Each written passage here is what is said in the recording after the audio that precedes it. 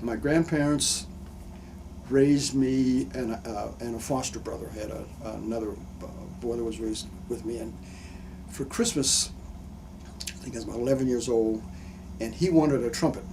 My grandmother said, my grandparents said, why don't you go to Volkwine's, the music store downtown, and, price some instruments. I didn't know.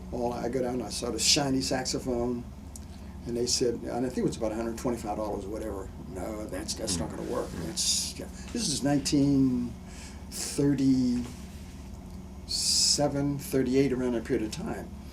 So anyway, I said, okay, then whatever you do, I'll accept it. So they bought 2 trumpets from a pawn shop, $25.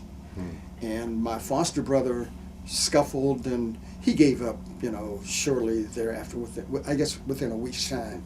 But for me, I plugged it up. I made some kind I don't know what the hell I was doing, but I made some kind of noise with this thing. I went out in the yard and just all kind of noise. It was just a natural thing for me. My grandfather was a deacon in the church, and my grandmother was the good sister in the church. Remember what church this was? Mount Zion Baptist Church in Bellevue. It's still in existence as of today.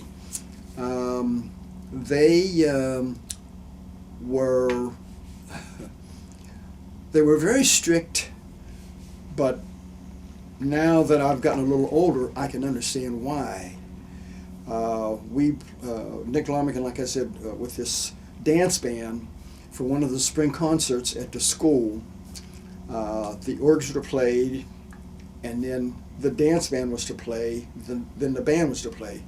And my grandmother and my stepmother were in the audience, and when the dance band, when they set up for this group to play, in some kind of way they mentioned dance band or whatever. And there was a little commotion in the auditorium, and it was my grandmother and my stepmother getting up, leaving. And when I went home after the concert was over, I went home, and we lived side by side. My father and my stepmother in this house, and my grandmother and my grandfather in this house. But my foster brother and I stayed with my grandparents. But my grandmother said, Edward, you'll have to take him over there to live with you, because I don't want him playing that rotten music. That was their beliefs. And you don't question. During that period of time, we didn't have the freedom to question our elders like some of the kids today have. Whatever they said, we had to accept it. And because of that, my grandparents never heard me play professionally. Through my whole career, they didn't even watch the Ed Sullivan Show. Interesting, though, they didn't, but they were supportive by buying you an instrument. Well,